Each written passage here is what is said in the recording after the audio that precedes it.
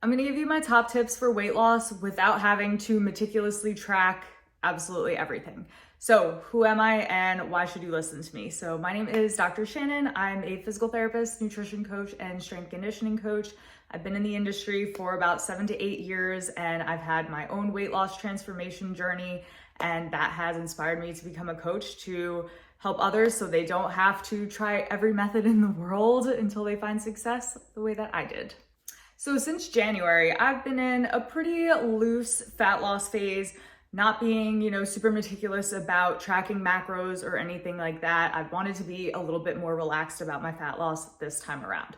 So I'm down about 6 pounds. I don't really have a specific goal weight that I'm trying to get to. And I also don't want to get to the point where I'm eating like 1,200 calories and having zero energy, because ultimately I don't feel like I need to lose weight. I just want to lean up a little bit, be a little bit lighter, because I'm a beach volleyball athlete. And so the lighter I am, the easier it is to jump and sprint in the sand. So being at a lighter body weight just makes this easier for me. But the trick is being able to get to this body weight and maintain it without poverty macros, without eating, 1,200 calories. So in 2020, I reached an all-time low body weight, but I felt like I was jumping through the roof, sprinting faster than ever, but I could do this for a total of one game, right? So it was really, really hard to maintain that body weight, and also be at my peak performance for longer than one game, because I was eating not a lot of calories, so I pretty much had zero energy. So this time around, I'm trying to find a balance of being able to sit at a lighter weight for my performance-based goals, but also having the energy to fuel said performance-based goals. So in addition to not wanting to ever go down to those poverty macros again, I also no longer have this desire to be super, super strict with tracking. I did it for years. I was really, really on point with my macros day in and day out. And I just don't really want to do that at this moment. A number goal is not that important to me, so I'm finding it hard to be motivated to track in a tracker every single day. So on that note, I have also been doing this for a long time. I have spent a long time tracking my food, so I'm pretty good at estimating at this point. So this is why for newer people, I think tracking macros is an invaluable tool for at least a period of time. So that way you can start to build your awareness around protein intake and portion sizes for your body. So also on that note, this is why it's super important to have a strong why when you're going into a fat loss phase. An emotional, deeper rooted reason other than just seeing that goal number on the scale. Because if you're just looking to improve your aesthetics, just looking to chase a number, a lot of the times that's not going to be important enough for you to maintain this sort of due diligence with your tracking day in and day out. Because that's hard to do. So you need to get really clear on your why and think deep about your reason. Keep asking yourself, but why? But why? Are you trying to maintain your independence as you age? Do you have kids who you're trying to set an example for? Are you keeping a promise to your younger self? Those sorts of reasons are going to, help you stick to your plan much more than just a number goal will. Okay, so anyway, now that we've got our deeper rooted why, which I don't have, which is also part of why I'm being a bit lazy with the tracking at this moment. But here are my tips for the small changes that I've been making to keep moving the needle in the right direction without having to be super strict about everything. So my first tip is one salad per day. So I took my lunch that I was normally eating and I replaced that with one big salad. And I'm not talking like a wimpy salad that just is lettuce with a little drizzle of ranch and, it's not satisfying and you're hungry after 5 minutes. No. I like to buy the bagged salad mixes personally. Any sort of Southwest flavor, Asian flavor, those are my favorite ones. I use this as a base. I add cauliflower rice to that and then 25 grams to 30 grams of some sort of protein source. So usually chicken, sometimes I'll change it up and add ground beef instead.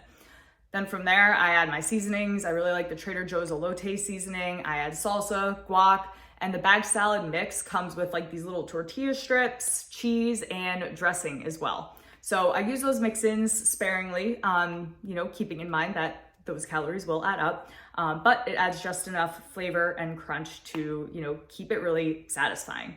So this whole combination makes the meal satisfying to your taste buds. And because there's so much veggies, fiber, and protein, keeps me full for a really long time. Now, I'm a creature of habit, but I think this salad is so good that I pretty much eat it every single day for lunch, like the same thing. And that will bring me to my next point. So tip number 2 is I generally eat the same foods every single day with some variation. And this allows me to not really have to track super strict, but I have a good idea of where I'm sitting at each day. So my meals each day generally look pretty similar. I eat the same breakfast consisting of an egg scramble on most days, and I'll change up the veggies that I put in that or the flavored cream cheese that I use on my toast, just so it's not the same exact thing every single day. The salad that I eat for lunch every day, sometimes I'll do the Southwest style, sometimes I'll do an Asian style, so the flavor profiles are just a little bit different, or I'll change up the meat that's going in it. I'll have, ground beef instead of chicken, vice versa. And I also eat a Ninja Creamy pint every single night, and I add whatever remaining like carbs and fat mix-ins to that. So from there though, I'll change up my flavor base. Sometimes it's a chocolate base, sometimes it's a vanilla base. I'll change up my mix-ins, but bottom line to that is even those mix-ins will generally have the same macros each night.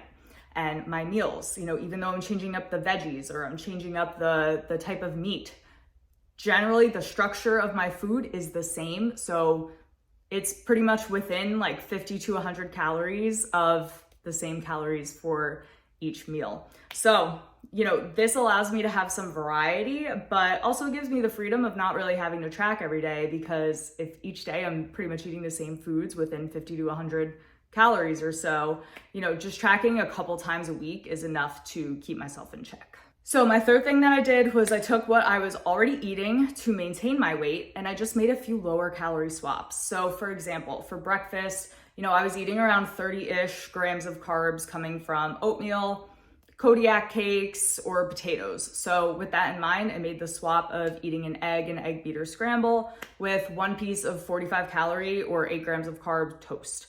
So this significantly reduced my overall calories in my breakfast. And then from there, I did the same thing with lunch. So I would normally, kind of have that salad base that I talked about already, but I would add a carb to that. So I would have rice with it, sweet potatoes, something like that. So what did I do? I took that carb out. So now calories are lower. For dinner, instead of eating, sweet potatoes, rice, or something higher carb, I made the swap to high volume, low carb options like spaghetti squash, butternut squash,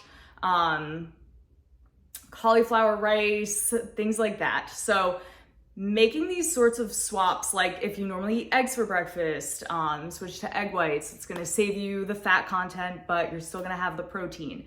If you normally eat chicken thighs or 80% lean ground beef, make that swap to chicken breast or 96% lean ground beef. If you eat full fat yogurt, go for the fat-free or lower fat option. You don't need to totally cut bread out of your life, as another example, but instead of eating, Ezekiel bread or, higher carb bread, maybe you swap to a low carb tortilla or the 45 calorie bread, lavash bread, something like that. So you kind of get the idea there with taking the foods that you're already eating and then just seeing where you can make those lower calorie swaps. So tip number 4 is I increased my cardio and my overall energy expenditure. Now, this doesn't mean that I ditched the weights to only do cardio. Absolutely not. I simply added on additional cardio. So for me, this is really easy to do because I am now just playing volleyball as much as I can. And again, I play beach volleyball, so that's pretty high energy expenditure right there. And it's fun for me. It's not, me sitting there like dragging on a cardio machine. Like it's enjoyable. So it's easy to do. So I normally play like 4 times a week or so. And if I don't get that in, I'll go for a run instead, which is something that I was definitely not doing before. I'm not a runner. So I'm also making a point to walk 2 miles most days during the week. So before I was just going for 10,000 steps a day. Now, whatever I'm doing during the day, I make it a point to walk that extra 2 miles on most days, not every single day. And this puts me closer to the 12,000 step range on most days. So still an increase from what I was doing previously. So just trying to, again, overall increase my energy expenditure from where I was at when I was maintaining my weight. Number 5, what I did, which was probably the hardest thing for me, is eliminate snacking. I swear there's a mental component to this too. So I'm someone who can sit there with like a bag of popcorn and eat the whole thing in one sitting, no problem. It's easy, especially at the end of the day. If you know, you know. If I did this a few times per week, which sometimes I would get into that habit of doing, those calories really start to add up because I'm eating multiple servings of a food in one sitting, right? So to eliminate this, what I did is I just stopped buying those foods altogether that I can snack on. If it comes multiple servings in a bag, if it's a bag of popcorn that says serves 10, I'm not buying it because serving 10 in one sitting, right? So I don't really have any self-control, so I'm just not going to buy it. Now, this is easy for me because I live alone. But if you live with other people, you're buying for a family, you can make a point to at least buy the single serve bags because you're going to be less likely to tear through like 10 of those single serve bags than you are to just, sit there with one giant bag. So then if I'm really, really craving something and I don't have it in the house and I'm like, I absolutely need this, then I will go the extra mile to drive to the store and buy a single serve bag. But that kind of lets you know that, okay, you really, really want this because you have to put in that extra effort.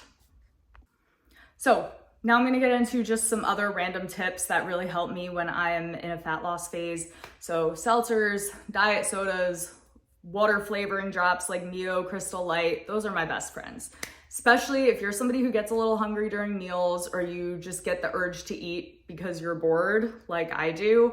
The flavored seltzers, diet soda, it fills you up a little, gives you a little flavor in your mouth for 0 calories.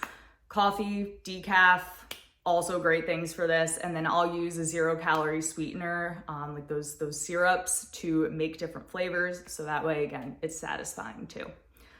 Another tip is staying busy. If you're busy and you have things to do, you're not going to be constantly thinking about food. And that goes into the just eating out of boredom for sure.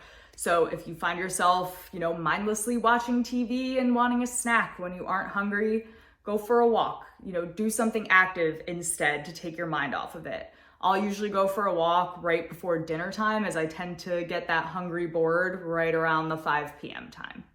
So another tip is going to be minimize your eating out and your drinking. So if you aren't being super meticulous about your tracking, this can be as simple as if you normally eat out twice per week, reduce that to once. You're naturally just going to be eating less calories if you reduce your number of times that you're eating out or drinking. Or, throw it in there where maybe you don't eat out at all one week, right? If you normally drink a few times per week, reduce that. Go a couple weeks without drinking. And then if you really want to drink, then have one, have 2, but you made it so far without drinking, which is going to really save you some calories. So as long as you are just doing less of these habits than you were doing when you were maintaining your weight, this is going to really help you just stay easily in a deficit without having to be super strict about it. So next thing, this is kind of a me thing, but I think a lot of people will resonate with this. I need a sweet treat at night. I have to end my day with some sort of dessert, and I don't deprive myself of this even when I'm trying to, cut a few pounds. So I have a Ninja Creamy ice cream every single night, and I'll mix in things like Oreo Thins, Fiber One brownies, chocolate covered pretzels, peanut butter, you name it, I've probably put it in my Ninja Creamy. So this is something that keeps me on track, and I'm not willing to give it up because it keeps me really satisfied, and truthfully, I look forward to it every single night. So that's why my calorie deficit is coming from my other meals, right? So if you're someone who needs a dessert at night or you need that piece of chocolate every single day, don't deprive yourself, because then you're going to be more likely to kind of go into, more of a binge of those sorts of foods, and it's going to be harder to stick to your plan. So just plan it into your day. If you plan it into your day, you include it into what you're already eating, then you just make the cuts from elsewhere, other meals that aren't as important to you. And this is actually going to really help you stay on track. All right, so I hope these tips were helpful for you if you're looking to enter a fat loss phase, whether your goal is to track super strictly or be a bit more loose about it. So you can find me at Dr. Shannon Russell on Instagram for more tips. And if you need a plan for your fat loss phase, you can either DM me on Instagram or send me an email, shannon@beabody.com, and we can chat about your goals. So until next time, guys.